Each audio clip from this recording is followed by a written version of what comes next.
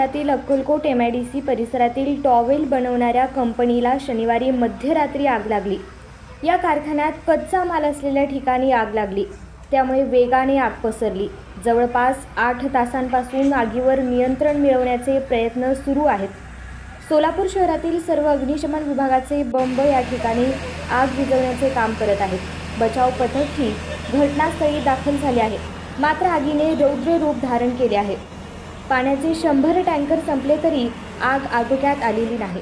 शनिवारी रात्री कारखान्याला आग लागली। या आगीत तब्बल 8 जणांचा गुदमरून मृत्यू झाला।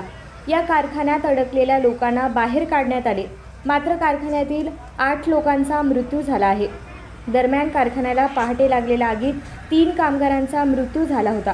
आता मृतांच्या आकड्यात वाढ झाली। सेंट्रल इंडस्ट्रीजचे मालक देखील कारखान्यात अडकले आहेत, त्यांनाही शोधण्याचे कार्य सुरू करण्यात आले।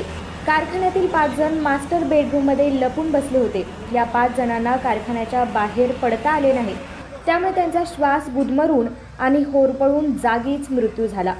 सर्व 8ही मृतदेह शवविच्छेदनासाठी सोलापूरच्या शासकीय रुग्णालयाकडे पाठवण्यात आले आहेत।